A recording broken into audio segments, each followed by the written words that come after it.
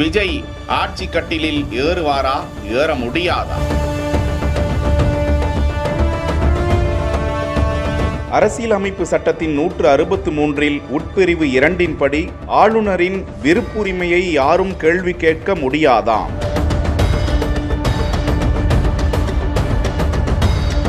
குடியரசுத் தலைவரின் கீழ் இருக்கக்கூடிய ஆளுநர் ஒரு மாநிலத்தின் அரசியல் அமைப்பு தலைவராக இருக்கிறார். பெரும்பான்மை முக்கியத்துவங்கள் உட்பட அவரே தலையீடு செய்கிறார், அதிகாரமும் அளிக்கின்றார். குறிப்பாக முதலமைச்சரை நியமனம் செய்தல் உள்ளிட்ட பல்வேறு அம்சங்களுக்கு அவரே தலைவராக இருக்கிறார். ஒருவேளை தேர்தலுக்கு பிறகு தொங்கு ஆட்சி அமைகின்றது என்றால் யார் பெரும்பான்மையாக இருக்கிறார்கள், ஆனால் அந்த பெரும்பான்மை ஃப்ளோர் டெஸ்ட் மூலமாக சட்டமன்ற அவையில் தேர்வு செய்யப்பட வேண்டுமா? அரசியல் அமைப்பு சட்டம் 164 பாகம் என்ன சொல்கிறது? ஒரு கட்சிக்கு தெளிவான பெரும்பான்மை இருந்தால் அந்த கட்சியின் தலைவரை அரசு அமைக்க ஆளுநர் அழைப்பார். ஹங் அசெம்பிளி. இது போன்ற நிலைமையில் விருப்பு அதிகாரம். எந்த கட்சிக்கும் தெளிவான பெரும்பான்மை இல்லாத போது யார் பெரும்பான்மையை நிரூபிக்க முடியும் என்று கருதி அவரை முதலமைச்சராக நியமிக்கும் அதிகாரத்தை ஆளுநர் பயன்படுத்துகிறார். இதில் மிகப்பெரிய தனி கட்சி அல்லது தேர்தலுக்கு பிறகு உருவான கூட்டணிக்கு முன்னுரிமை வழங்கப்படலாம். ஃப்ளோர் டெஸ்ட் என்பது